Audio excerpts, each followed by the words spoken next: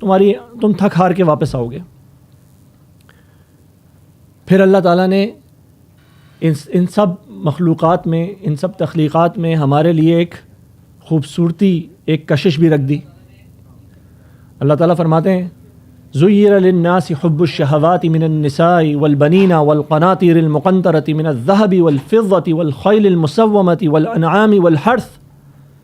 اللہ کہتے ہیں میں نے لوگوں کے دلوں میں کھبا دی ہیں وہ خوبصورت چیزیں، ان چیزوں کی چاہت، وہ عورتیں ہوں، وہ بیٹے ہوں، وہ اعلیٰ مال مویشی ہوں، وہ گھوڑے ہوں، وہ سواریاں ہوں، وہ سونے چاندی کے ڈھیر ہوں، ان سب کی محبت جو انسان کے دل میں ہے تو اللہ تعالیٰ کہتے ہیں میں نے ڈالی ہے۔ اچھا، یہ سب کر کے اللہ تعالیٰ نے یہ عظیم کائنات بنا کے اور اس کائنات کے اندر انسان کو رکھ کے اس کے دل میں اس کائنات کی چیزوں کی محبت ڈال بھی دی۔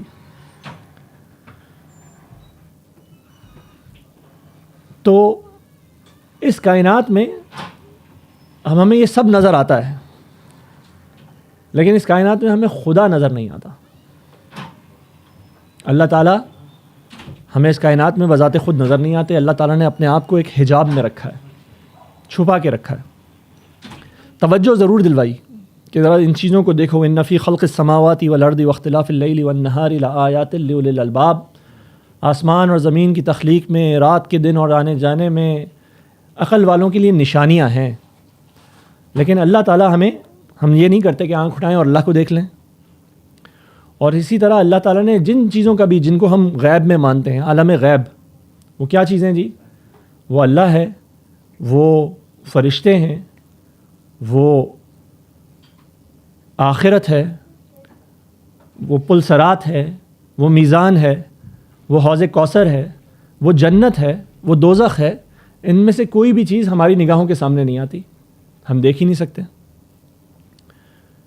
وجہ کیا ہے کہ یہ دو الگ الگ علاقے ہیں۔ ایک وہ کہ جس میں اللہ تعالیٰ ہے اور اس نے یہ تخلیق کی، یہ دنیا، اور اس دنیا کے ساتھ تخلیق ہوئی زمان و مکان کی۔ زمان و مکان مانے ٹائم اینڈ سپیس۔ تو ایسا ایک کوشچن بھی ہمارے ذہنوں میں آتا ہے نا کبھی کبھی کہ جی ہم کہتے ہیں اللہ تعالیٰ ہمیشہ سے ہے اور ہمیشہ رہے گا، تو کوشچن ذہن میں یہ آتا ہے کہ یہ ہمیشہ کیا ہے؟ بچے پوچھ لیتے ہیں یہ کوشچن، بڑے اپنے ذہنوں میں رکھتے ہیں یہ کوشچن کہ جی ہمیشہ کب سے؟ اللہ کب سے ہے؟ ٹھیک ہے جی، کائنات اتنے بلین سال پرانی ہے، ٹھیک ہے، اس سے پہلے سے تو کتنے بلین سال پہلے سے اللہ تعالیٰ موجود ہے؟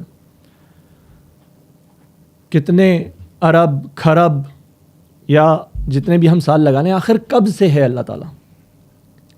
تو دیکھیں اس کا جواب آسان سا ہے۔ اللہ تعالیٰ نے جب یہ کائنات تخلیق کی تو وقت بھی اسی کی تخلیق میں سے ایک تخلیق ہے۔ تو جو خالق ہے وہ اس تخلیق سے باہر ہے نا، اس مخلوق سے باہر ہے۔ تو اللہ تعالیٰ یہ ٹائم اینڈ سپیس سے باہر ہیں۔ تو ہم جب اندازہ لگانا چاہتے ہیں کب سے ہے، تو یہ کب کا سوال ہی غلط ہے۔ کب؟ آج سائنس اس بات پر متفق ہے کہ وقت ایک وقت میں شروع ہوا تھا، اور ایک وقت تھا جب وقت موجود نہیں تھا۔ اللہ تعالیٰ تو جب اب اس وقت میں چلے جائیں آپ، اس زمانے میں چلے جائیں آپ، تو یہ کوشچن باطل ہو جاتا ہے، بیکار ہو جاتا ہے کہ اللہ تعالیٰ کب سے ہے۔ یہ بڑی لمبی تمہید جو میں باندھ رہا ہوں آپ کے سامنے، تو اس کا مقصد کیا ہے کہ اللہ تعالیٰ اس کائنات کا مالک ہے اور اس سے باہر موجودات کا بھی مالک ہے، جو ہم لوگ جن تک ہماری رسائی موجود نہیں ہے، جن تک ہمارا کوئی ایکسس ہے نہیں۔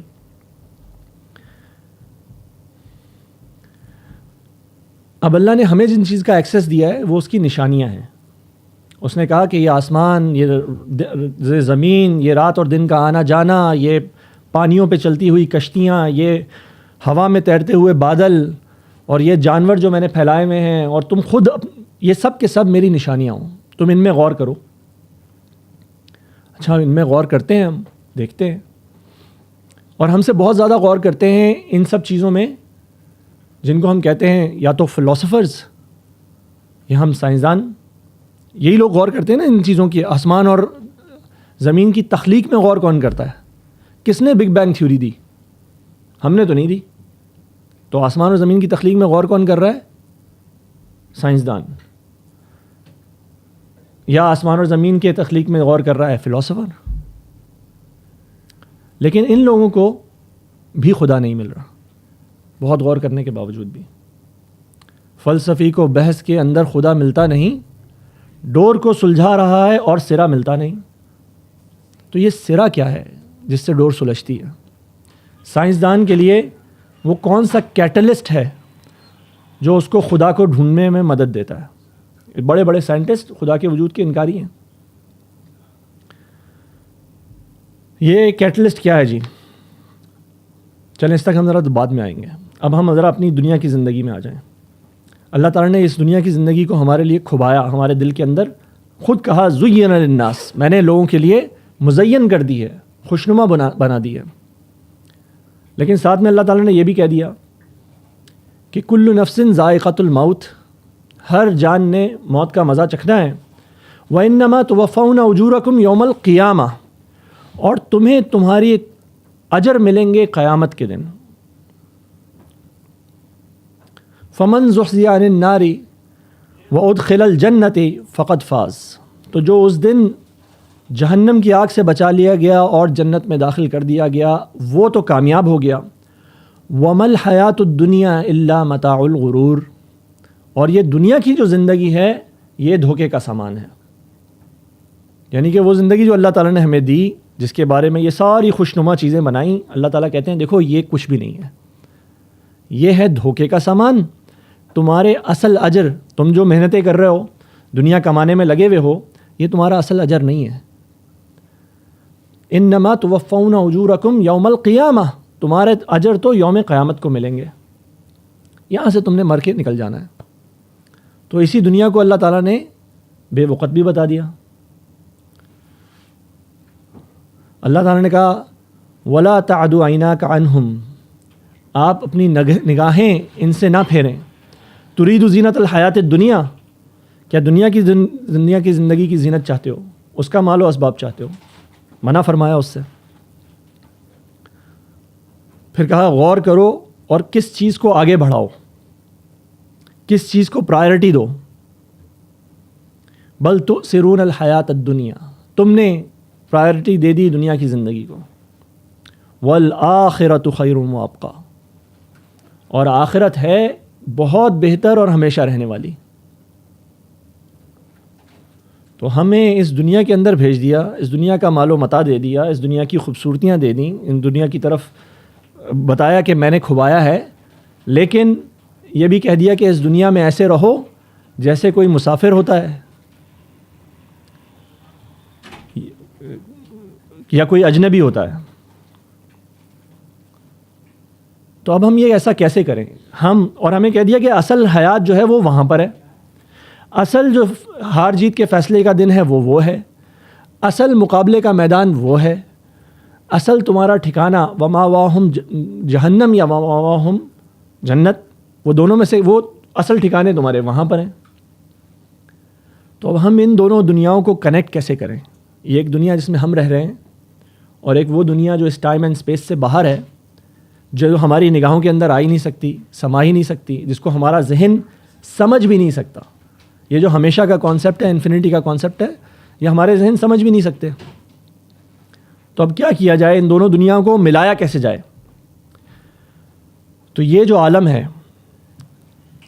اور وہ جو عالم ہے، عالم غیب، ان دونوں کے درمیان رابطے کی شکل کیا ہے؟ تو قرآن کے پڑھنے سے ہمیں پتہ لگتا ہے کہ ان دونوں کے اندر رابطے کی شکل جو ہے اس کو اللہ تعالیٰ نے نام دیا روح۔ روح ہے رابطے کی شکل۔ اچھا جی، اور روح کا آنا جانا لگا رہتا ہے ان دونوں ریالمز میں۔ تو سب سے پہلے جو روح جس کو سب سے زیادہ ایک طرح سے عام اس میں معنی میں جانا جاتا ہے، وہ ایک تو ہے روح القدس، ٹھیک ہے؟ حضرت جبریل علیہ السلام کو کہا گیا، ان کا کام کیا ہے جی؟ اس ریالم سے اس ریالم تک، وہاں کی بات یہاں پہ بیان کی جائے، وہاں کی ہدایت یہاں پہ لا کے دی جائے لوگوں کو۔ انہوں نے ہی تو بتایا تو ہمیں پتہ لگا کہ ایک جنت ہے، ہمیں تو یہاں رہتے ہوئے جنت کا اندازہ نہیں تھا۔ انہوں نے ہی بتایا کہ جہنم ہے تو ہمیں پتہ لگا جہنم ہے۔ انہوں نے ہی بتایا کہ پل صراط ہوگا تو ہم نے پل صراط پہ مانا۔ انہوں نے ہی بتایا کہ میزان ہوگا تو میزان کو مانا۔ انہوں نے ہی بتایا کہ حشر ہوگا تو حشر کو مانا۔ تو اس ریالم کی جتنی بھی خبر ہمیں ملی وہ روح القدس کے ذریعے ملی.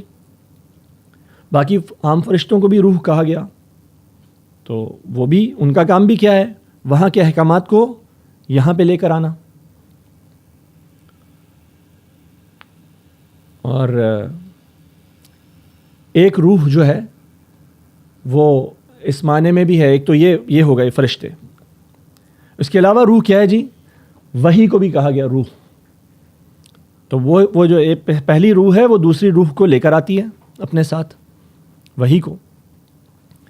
ایک تیسری روح ہے جو روح انسانی ہے، جس کے متعلق اللہ تعالیٰ نے کہا فَإِذَا سَوَّيْتُهُ وَنَفَخْتُ فِيهِ مِن رُوحِي فَقَعُوا لَهُ سَاجِدِينَ.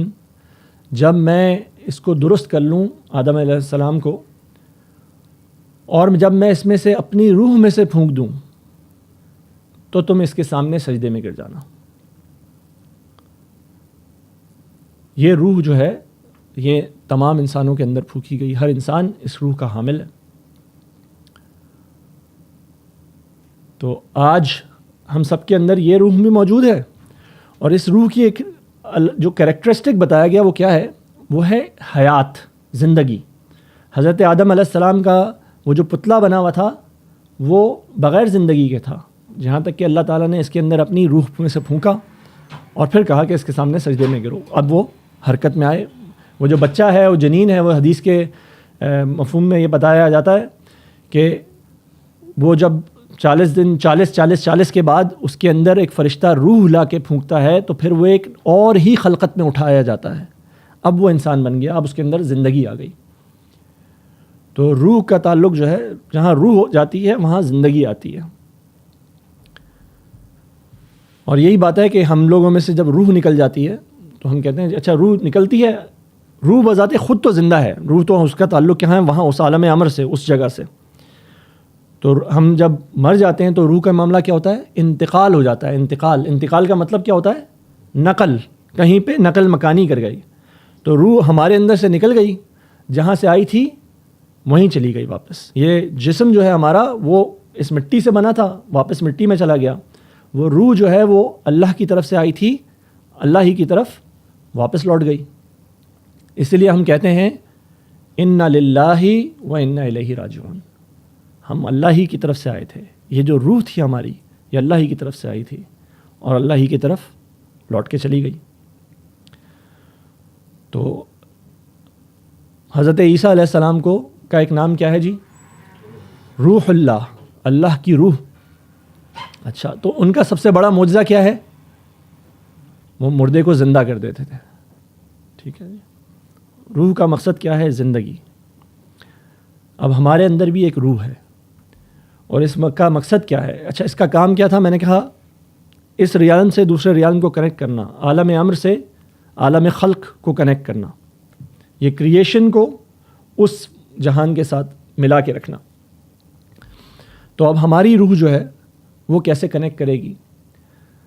اچھا، اس سے پہلے یہ سمجھ لیجئے کہ جیسے جیسے ہماری روح اس عالم امر کے ساتھ ہم اپنے آپ کو، ہماری روح نہیں بلکہ ہم انسان اپنے آپ کو اس عالم امر کے ساتھ ملاتا جاتا ہے، اس کے اندر اپنے آپ کو انویسٹ کرتا جاتا ہے، اس کے اندر اپنے آپ کو کھپاتا جاتا ہے، ویسے ویسے یہ روح نیچے کی طرف جانا شروع ہو جاتی ہے. یعنی کہ سمجھ لیں کہ اس طرح سے ہے کہ یہ جو ہمارا جسم ہے یہ ایک اینکر ہے، اس کا کام ہمیں نیچے کی طرف لے کے جانا ہے. نیچے سے آیا تھا، زمین سے آیا تھا، اس کا کام ہمیں زمین کی طرف لے کے جانا ہے. روح اوپر سے آئی تھی، اس کا کام ہمیں اوپر لے کے جانا ہے. جب ہم اپنی زمینی خواہشات کو زیادہ اہمیت دینے لگتے ہیں تو ہم زمین کی طرف جانا شروع ہو جاتے ہیں، نیچے کی طرف، نیچے کی طرف اور نیچے کی طرف.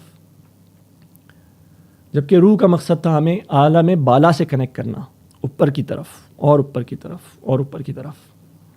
اللہ تعالیٰ کہتے ہیں کہ ہم نے انسان کو لقد خلقنا الانسان فی احسن تقویم، ہم نے انسان کو ایک بہت بلند تقویم کے اوپر، ایک قاعدے کے اوپر، ایک بیلنس کے اوپر پیدا کیا تھا. ثم رددناہ اسفل سافلین، پھر ہم اس کو لوٹا دیتے ہیں نیچوں سے بھی نیچا. یعنی کہ وہ انسان جس کو وہ دنیا میں آ گیا اور اس نے دنیا ہی کو اپنا مقصد سمجھ لیا، تو اب وہ لوٹے گا نیچے سے بھی نیچا، کیونکہ اس نے اپنے جسم ہی کو اہمیت دے دی، تو وہ اس نے اینکر نے نیچے ہی کی طرف لے کے جانا ہے، اور جس نے اپنی روح کو اہمیت دی وہ اوپر کی طرف جائے گا. لیکن اب روح جو ہے وہ اوپر کی طرف طرفو اس کی طرف فلائی کیسے کرے گی، اوپر کی طرف کیسے جائے گی؟ جب انسان دنیا کے دھندوں میں کھو جاتا ہے اور دنیا ہی کو سب کچھ سمجھتا ہے تو وہ کائنات پر غور کر کے بھی اس کو خالق کے ساتھ نہیں جوڑ پاتا، نہیں سمجھ پاتا. جیسے میں نے آپ لوگوں کو سائنٹسٹ اور فلاسفرز کی مثال دی. اور اس اسنا میں جب اس نے اپنے آپ کو زمین سے جوڑا ہوا ہے اور یہ جو روح اس کے اندر ہے یہ عالم بالا کی شے ہے، یہ جہان کی چیز نہیں ہے، تو یہ روح سفوکیٹ ہو رہی ہے، یہ روح مر رہی ہے. جو لوگ کوہ پیما ہوتے ہیں، ماؤنٹینئرز ہوتے ہیں، تو وہ جب بہت اونچی چوٹیوں پہ جاتے ہیں تو ایک سرٹن سی لیول کے بعد ان کی باڈیز کی ڈیتھ ہونا شروع ہو جاتی ہے. مرتے نہیں ہیں وہ، لیکن باڈی کے اندر ڈیتھ کا عمل شروع ہو جاتا ہے. تو آپ کو پتہ ہے کہ جو فائنل اسٹریچ ہوتا ہے کسی چوٹی پہ جانے کا، کسی پہاڑ کے کلائمیکس پہ جانے کا، تو اس سے نیچے رک کے لاسٹ جو اسٹریچ ہوتا ہے وہ فوراً سے کرنا ہوتا ہے. ان کو یہ جاتے ہیں اوپر تصویر کھنچواتے ہیں اور واپس آ جاتے ہیں. اگر ان کو اوپر کسی وجہ سے یہ اٹک گئے تو ان کی موت یقینی ہوتی ہے. کیوں؟ کیونکہ انسانی جسم اس ہائٹ پہ رہنے کے لیے بنا نہیں ہے. انسان اس جگہ پر سروائیو نہیں کر سکتا. آپ کتنی بھی آپ چیزیں پہن لیں، آکسیجن ماسک لگا لیں، آپ نے 10 جیکٹیں پہنی ہوئی ہوں، آپ ادھر سروائیو نہیں کر سکیں گے، کیونکہ باڈی کے اندر ڈیتھ کا عمل شروع ہو چکا. تو آپ کا کام یہ ہے کہ باڈی اس سے پہلے کہ پوری طرح مر جائے آپ چوٹی کو ہاتھ لگائیں، واپس بھاگ کے نیچے آ جائیں. اب اس کے الٹا اس کا کنورس سمجھ لیجئے کہ ہماری روح اس دنیا کی شے نہیں ہے. جب یہ اس دنیا میں رہ رہی ہے اور عالم بالا کی طرف نہیں جا رہی تو اس کی بھی ڈیتھ ہو رہی ہے، یہ مر رہی ہے ہر لمحہ. اور اس کی زندگی کس چیز میں ہے کہ اس کو عالم بالا کی سیر کرائی جائے، اس کو واپس جیسے کوہ پیما نیچے آ گیا ایک دفعہ، پھر اس نے اپنی زندگی گین کر لی، پھر دوبارہ اوپر جا سکتا ہے. تو اس لیے کچھ ماؤنٹینئرز جو ہیں انہوں نے 10 چوٹیاں جو ہیں وہ سر کی ہوتی ہیں. تو ہماری روح کو بھی مسلسل اوپر سے ٹچ میں رہنا ہے. اب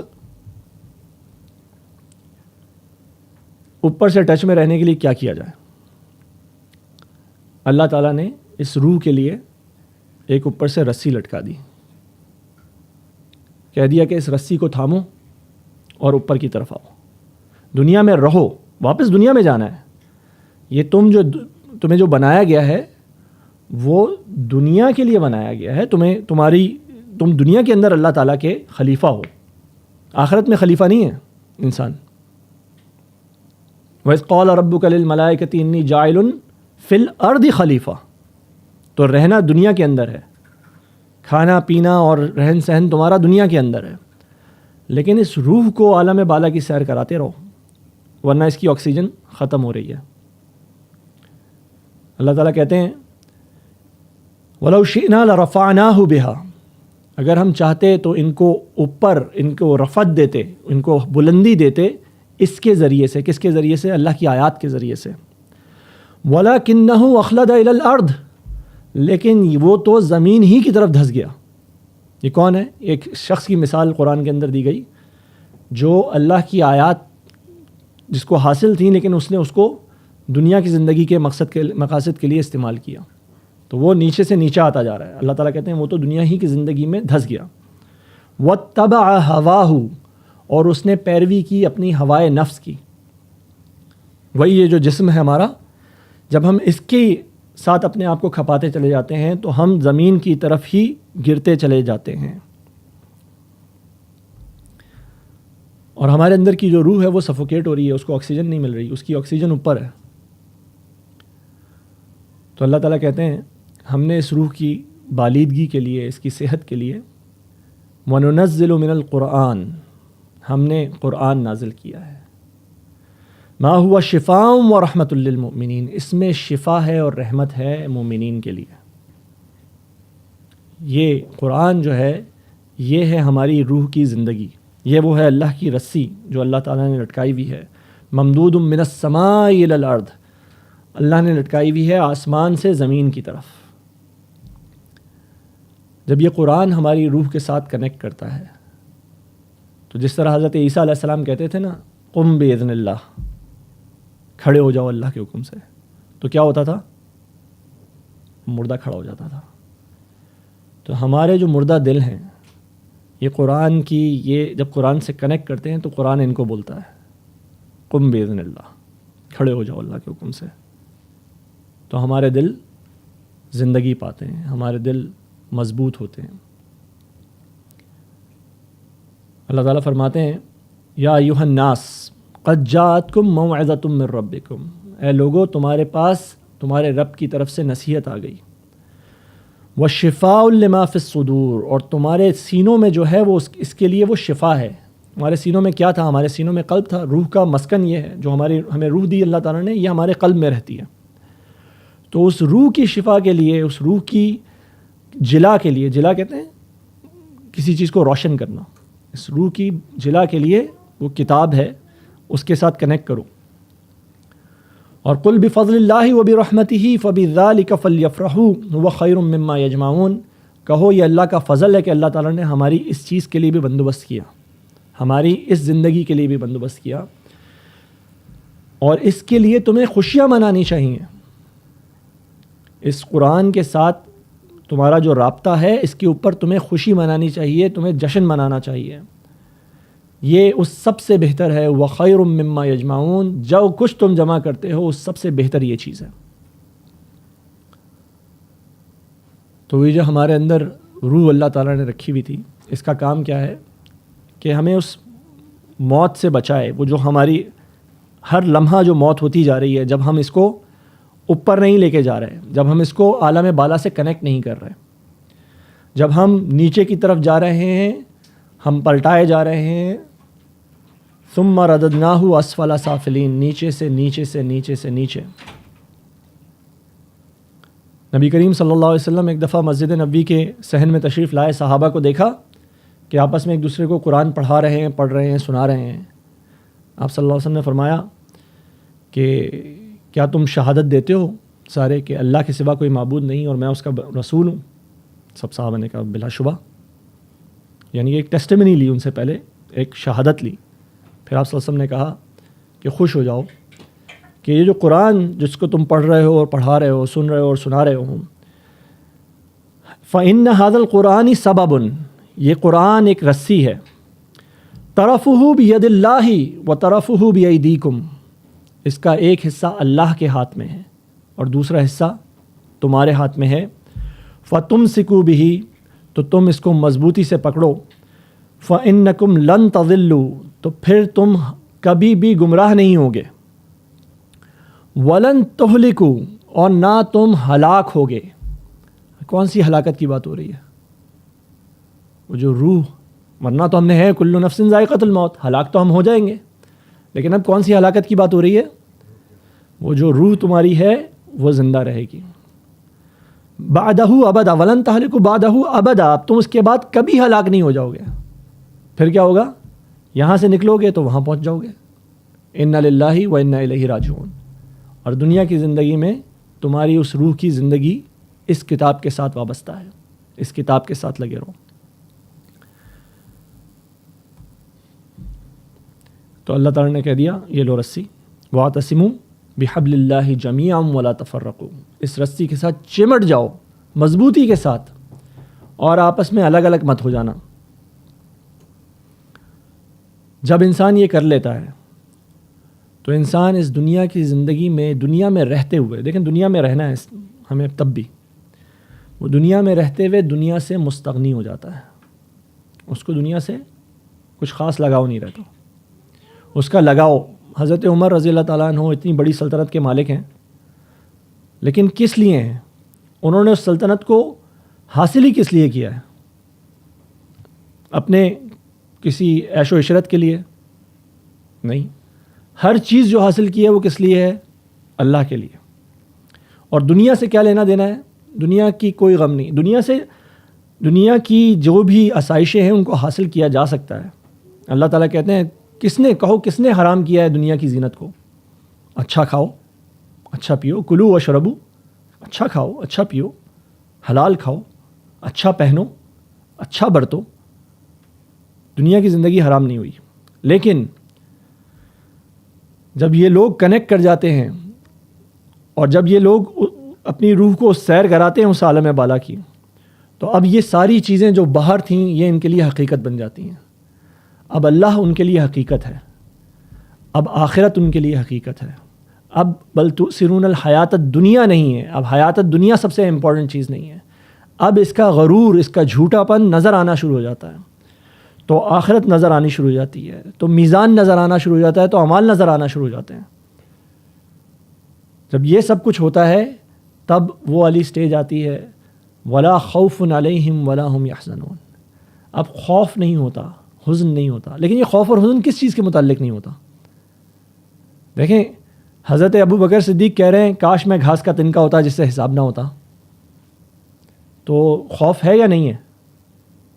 تو ہم تو کہہ رہے ہیں، اللہ کہہ رہا ہے ولا خوف علیہم ولا هم یحزنون. اللہ کے جو دوست ہیں ان کو تو کوئی خوف ہوتا ہے نہ کوئی حزن ہوتا ہے. تو یہ خوف اور حزن کہاں کا ہے؟ یہ اس دنیا کا خوف اور حزن ہے. اب دنیا میں ہیں لیکن دنیا کا خوف نہیں ہے، دنیا میں ہیں لیکن دنیا کا غم نہیں ہے. اب یہ اس طرح زندگی گزارتے ہیں کہ بازار سے گزرا ہوں، خریدار نہیں ہوں. گزر رہے ہیں اس سے. یہ کن فی الدنیا کأنک غریب او عابر فی السبیل. تم اب دنیا میں کی زندگی میں ایسے رہو جیسے تم ایک اجنبی ہو کسی گاؤں میں، یا تم رستے سے گزرنے والے ہو. رستے سے گزرنے والا رستے کا سامان جمع نہیں کرتا رہتا. تو ہمارے لیے جو ہماری ایمانیات ہیں، آمنت باللہ و ملائکتہ و کتبہ و رسلہ والقدر خیرہ و شرہ من اللہ تعالی والبعث بعد الموت، یہ تو ساری کی ساری غیب کی چیزیں ہیں ہمارے لیے. ہمارے لیے تو رسول بھی غیب کی چیزیں ایک طرح سے. لیکن ہمیں ان پہ ایمان لانا ہے. یہ ایمان ہمارا کیسے آئے گا؟ ابھی تک تو جو ہم نے سوچا ہوا ہے ہاں جی ہے، لیکن ہمارا عمل بتا رہا ہے کہ ہمارا ایمان اس لیول پہ نہیں ہے. تو ہمارا ایمان کیسے ہوگا؟ ہمیں اپنی روح کو متصل کرنا ہوگا، کنیکٹ کرنا ہوگا اللہ کی رسی کے ساتھ. اللہ تعالیٰ نے یہ رسی اوپر سے لٹکائی اس لیے کہ ہماری روحیں اس پہ سفر کریں، ہماری روحیں اس کو اپنے ساتھ کنیکٹ کریں. تو اس رمضان کے اندر اچھا، لیکن یہ تو ساری کی ساری قرآن کی بات ہو گئی. ہم نے تو استقبال رمضان کا پروگرام کرنا تھا، تو کہیں اور چلے گئی بات ساری کی ساری. تو بات یہ کہ رمضان اور قرآن یہ دونوں لازم و ملزوم ہیں.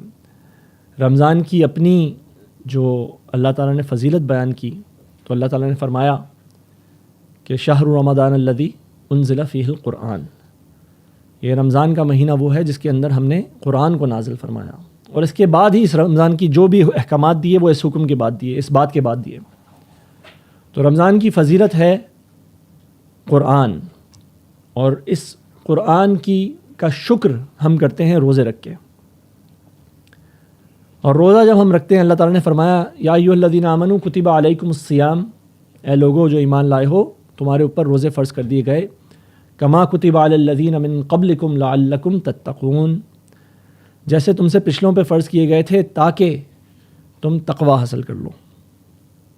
ٹھیک ہے جی. روزے کا مقصد ہمیں کیا بتایا گیا؟ تقوی. تو اب تقوی کے ساتھ کیا کریں؟ تقوی حاصل کر کے کیا کیا جائے؟ تو اس تقوی کا مقصد بھی اللہ تعالیٰ نے ہمیں بتایا.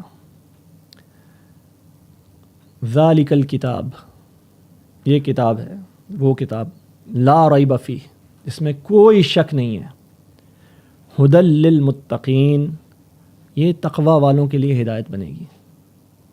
یہ وہ شخص جو اس دنیا کے اندر رہتے ہوئے اللہ کو ڈھونڈنا چاہتا ہے، جو ان تمام باتوں پر وہ جو غیب میں ہیں، جو عالم امر کے اندر موجود ہیں، ان کے اوپر ایمان لانا چاہتا ہے، ان کی طرف ہدایت پانا چاہتا ہے، اس کے لیے یہ کتاب ہدایت بنے گی جب وہ تقوی کے ساتھ آئے گا.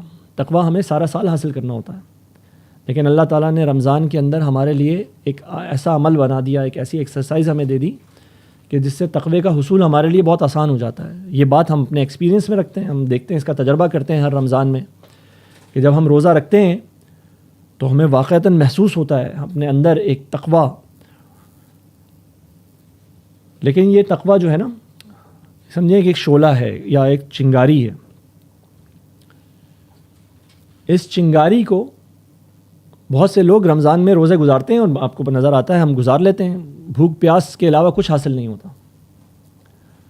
لیکن اس تقویٰ کو سنبھال کے، جیسے کوئی انسان جنگل میں آگ لگا رہا ہو اور اس کے پاس ایک چنگاری ہو، تو وہ کتنے خیال سے، کتنی احتیاط سے اس چنگاری کو رکھے گا کہ جی میں اس کو کسی طرح ایک آگ میں کنورٹ کروں، ایک الاؤ بناؤں اس کو. تو ہمیں بھی اپنی اس چنگاری کو، یہ جو تقویٰ حاصل ہو رہا ہے ہمیں اپنے روزے سے، اس کو ہمیں ایک الاؤ بنانا ہے. وہ الاؤ کیسے بنے گا؟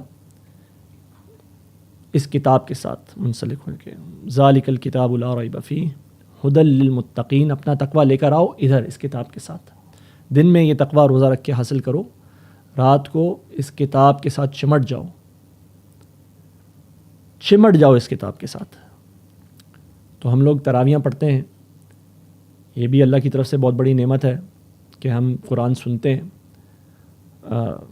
بہرحال ایک مسئلہ ہمارا یہ ہے بر صغیر کے مسلمانوں کا، انڈیا ہو، پاکستان ہو، بنگلہ دیش ہو، کہ ہم قرآن سنتے تو ہیں لیکن سمجھ نہیں پاتے. کتاب ہدایت کی ہے، ثواب کی کتاب نہیں ہے، تو ہم اس کتاب سے ہدایت ہی حاصل نہیں کر پاتے. اللہ تعالیٰ فرماتے ہیں کہ جن لوگوں کو ہم نے کتاب دی، الذین آتیناہم الکتاب، جن کو ہم نے کتاب دی ہے، الذین آتیناہم الکتاب یتلونہ حق تلاوتہ، وہ اس کی تلاوت کرتے ہیں جیسے کہ اس کی تلاوت کرنے کا حق ہے. تو کوئی حق ہے کتاب کا، اور کتاب کا، کسی بھی کتاب کا حق یہ ہوتا ہے، کسی بھی کتاب کا حق یہ ہوتا ہے کہ اس کو سمجھا جائے. آپ بڑے سے بڑے فلسفی کی، بڑے سے بڑے کسی سقراط بقراط کی کتاب اس زبان میں پڑھ لیں جو آپ کو نہ آتی ہو، تو وہ کتاب آپ کے لیے ذرا برابر فائدہ مند نہیں ہے. کوئی شخص یہ کہہ دے کہ جی میں چائنیز میں ایک کتاب پڑھ سکتا ہوں لیکن میں اس کو سمجھوں گا نہیں، لیکن وہ مجھے فائدہ دے گی. ایسا ہو سکتا ہے؟ یہ اس کتاب کے ساتھ ہم کتنا بڑا ظلم کرتے ہیں کہ ہم اس کو سمجھتے نہیں ہیں.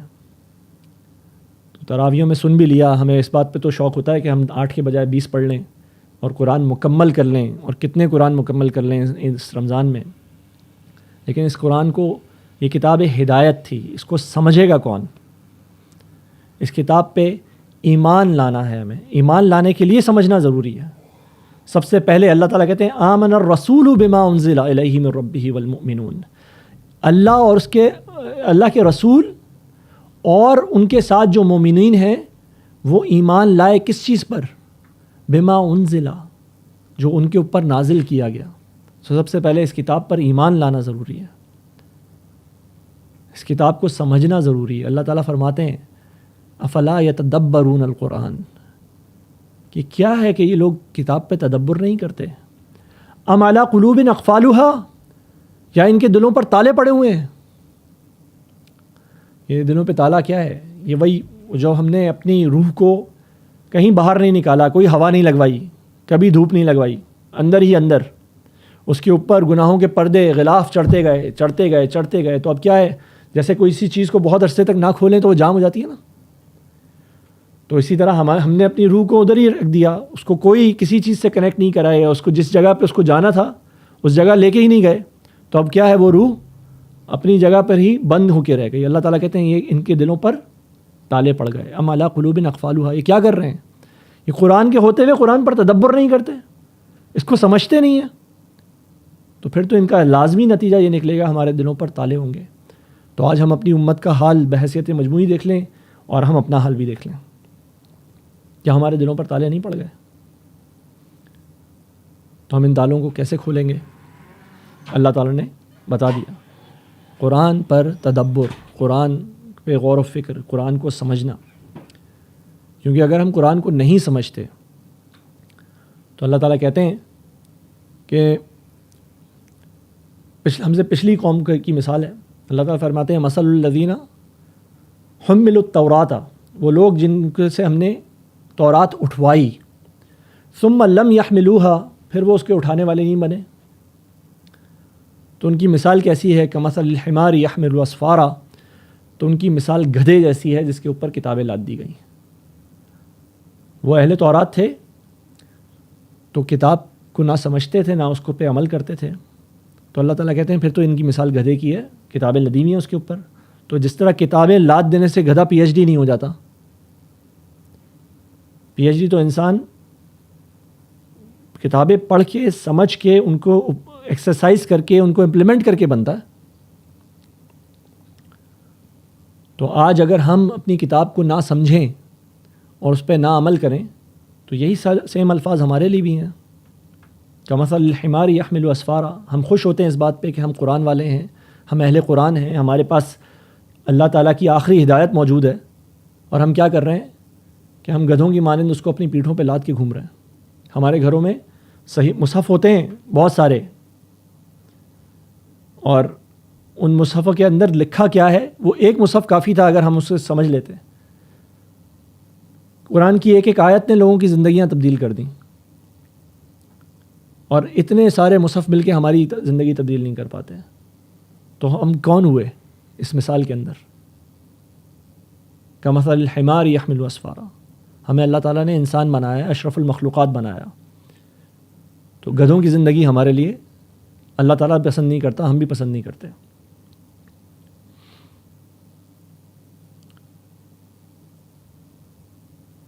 قرآن کو سمجھنا ہے, قرآن کو پہ عمل کرنا ہے, قرآن کو پہنچانا ہے. یہ قرآن تواسی, یہ قرآن حق ہے نا, حق ہے, ہم اس کو مانتے ہیں. ان ھذا لہو الحق, یہ تو حق ہے. تو اس کا تواصو بالحق کون کرے گا, اس کو آگے پہنچائے گا کون؟ ہم ہیں نا آخری امت جس کے پاس اللہ تعالیٰ کا پیغام پہنچا ہوا ہے. تو اس کو پہنچانے کے لیے بھی ضروری ہے کہ ہم یہ پچھلے والے سٹیپس پورے کریں, ان کو سمجھیں, اس کو اس پہ امپلیمنٹیشن کریں. تو رمضان جو ہے یہ اللہ تعالیٰ نے ہمیں ایک پرفیکٹ موقع دے دیا. اللہ تعالیٰ نے ایک ہمارے لیے موقع بنا دیا, ہمیں اس رمضان تک پہنچا دیا. بہت سے لوگ اس رمضان تک نہیں پہنچے, بہت سے لوگ ابھی بھی ان کو یقین نہیں ہے کہ وہ کل رمضان تک پہنچیں گے. اللہ نے مجھے اور آپ کو پہنچا دیا. اللہ تعالیٰ نے میرے اور آپ کے اوپر سے اور بہت سارے خوف اور حزن ہٹا دیے ہیں. اس وقت فلسطین میں بہت سارے لوگ ہوں گے جن کو اس وقت فکر ہوگی کہ ہمیں کچھ کھانے کو مل جائے. اللہ تعالیٰ نے میرے اور آپ کے اوپر سے یہ والا بوجھ بھی ہٹایا ہوا ہے. ان کو یہ خوف ہے کہ وہ مسجد میں جائیں گے تو وہاں پہ کوئی دھماکہ ہو جائے گا. اللہ تعالیٰ نے میرے اور آپ کے اوپر سے یہ خوف بھی ہٹایا ہوا ہے. اور کتنے ہی خوف اور حزن ہٹائے ہوئے ہیں, اور کتنی ہی نعمتیں اللہ تعالیٰ نے ہمیں دی ہوئی ہیں. یہ سب نعمتیں ہیں نا, یہ ایک دن جو ہمیں ایکسٹرا ملا ہوا ہے یہ نعمت ہے کہ نہیں ہے اللہ کی؟ اللہ کا اصول ہے کہ یہ نعمتیں جو ہم تمہیں دے رہے ہیں ہم گنیں گے, ہم ان کا حساب لیں گے.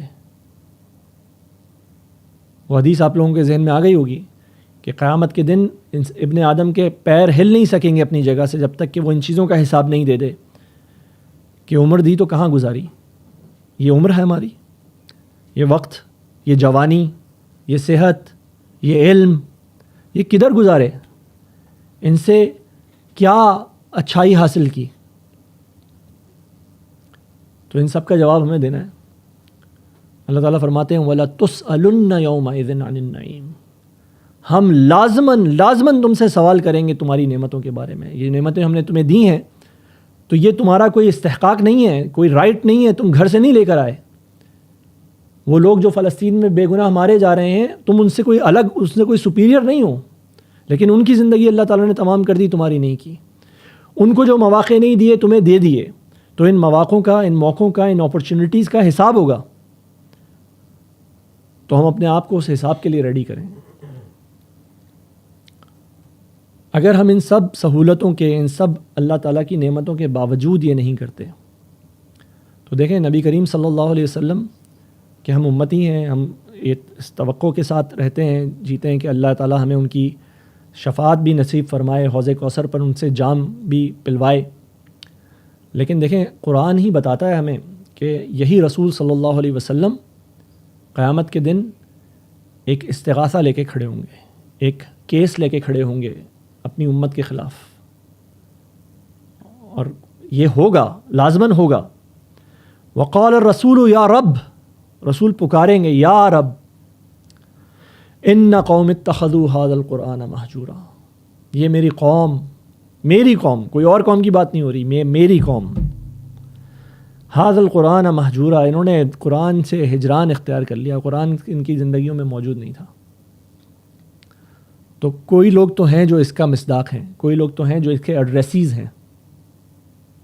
میں اور آپ اپنے آپ کو اس کی ایڈریسیز میں سے کیسے نکال سکتے ہیں؟ کیسے نکالیں گے؟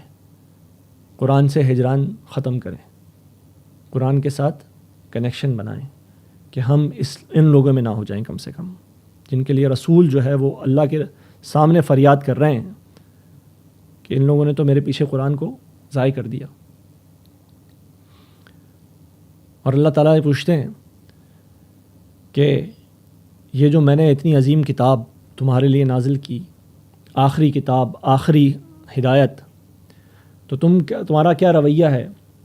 افبہذا الحدیث انتم مدہنون، کیا اس چیز سے تم غفلت میں ہو، اس کتاب سے تم غفلت میں ہو؟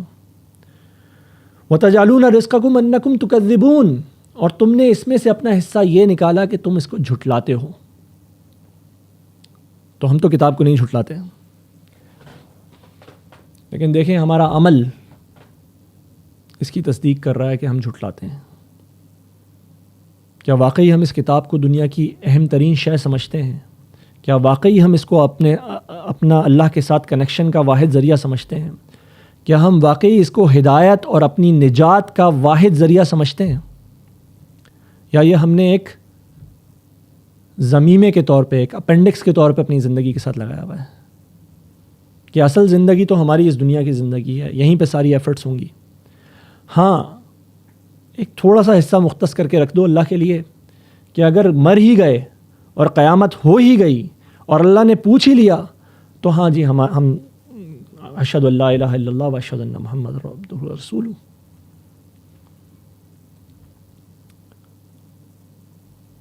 رمضان آ گیا ہے، الحمدللہ ہم یہاں تک پہنچ گئے ہیں. الحمدللہ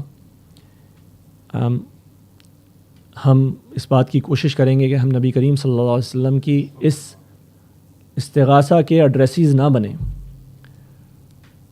اور قرآن ہی ہم سے یہ بھی پوچھتا ہے فَبِأَيِّ حَدِيثٍ بَعْدَهُ يُؤْمِنُونَ، تم اس کتاب کے بعد کس چیز پر ایمان لانے والے ہو؟ اگلی تو کوئی کتاب نہیں آنے والی، اگلی تو کوئی ہدایت نہیں آنے والی. قرآن ہی ہم سے پوچھتا ہے الم یأنی للذین آمنوا، کیا ایمان والوں کے لیے وہ وقت نہیں آیا؟ دیکھیں، کافروں سے بات نہیں ہو رہی، ایمان والوں سے بات ہو رہی ہے، ہم سے بات ہو رہی ہے.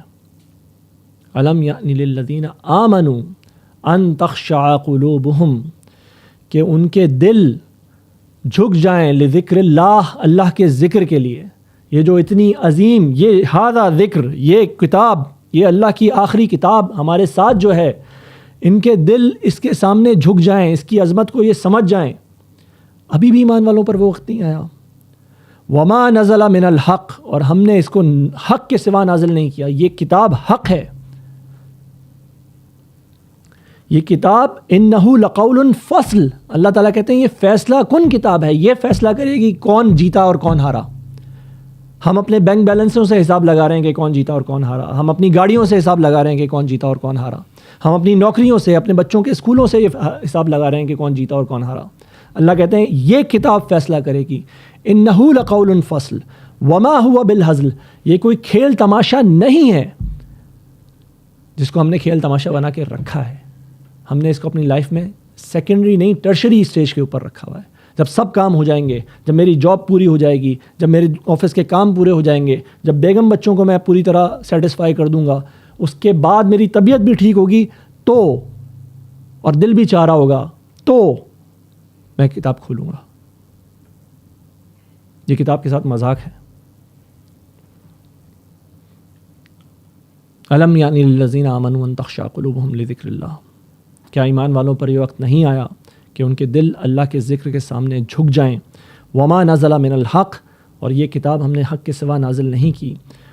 اور اللہ تعالیٰ جب یہ ہدایت کرتے ہیں، اللہ تعالیٰ فرماتے ہیں وَلَا يَكُونُوا كَالَّذِينَ أُوتُوا الْكِتَابَ تو ان اہل کتاب کی طرح مت ہو جانا من قبل جو تم سے پہلے تھے، فطال علیہم الامد، تو ان پر بڑا وقت گزر گیا، وہ یہی سوچتے رہ گئے کل کریں گے کل کریں گے کل کریں گے، نتیجہ کیا نکلا؟ فقست قلوبہم، تو ان کے دل ہی سخت ہو گئے، وہ جو روح جو نیچے جائے جا رہی تھی بند ہی ہو گئی، تالے پڑ گئے. ختم اللہ علی سمعہم وعلی ابصارہم، ختم اللہ علی قلوبہم وعلی سمعہم وعلی ابصارہم، مہر لگا دی اللہ تعالیٰ نے. فقست قلوبہم، دل سخت ہو گئے. وکثیر منہم فاسقون، تو پھر وہ ان میں سے اکثر جو ہیں وہ فاسق ہی ہیں.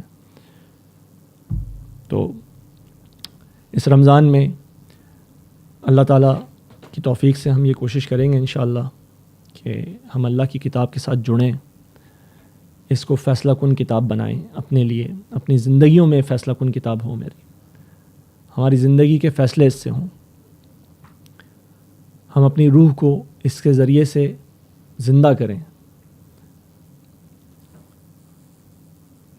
تو رمضان کی راتیں انشاءاللہ جیسا ہمارا اللہ تعالیٰ نے ہمیں پہلے توفیق دی اور اس کی ہی توفیق سے، اس کے کرم سے یہ معاملہ ہوا کہ ہم لوگوں نے رمضانوں میں قرآن مکمل کیا، اس کو سمجھنے کی بھی کوشش کی اور تھوڑا اس پہ جو ہم سے عمل ہو سکا وہ بھی کیا. اللہ تعالیٰ سے دعا ہے کہ اللہ تعالیٰ ہمیں اس کتاب کو سمجھنے کی اور اس پر بہترین عمل کرنے کی توفیق عطا فرمائے. فجزاکم اللہ خیر و احسن الجزاء. سبحان اللہ والحمد للہ ولا الہ الا اللہ. اس میں اگر تھوڑا سا ہم آپ سے سوالات بھی کر سکیں نا کیجیے، بہت اچھا ہو جاتا اور مزید مطلب لیکن اب وہ ریکارڈنگ میں نہیں آیا نا، میں ٹاپک پہ ہی چاہ رہا تھا لیکن میں نے کہا یار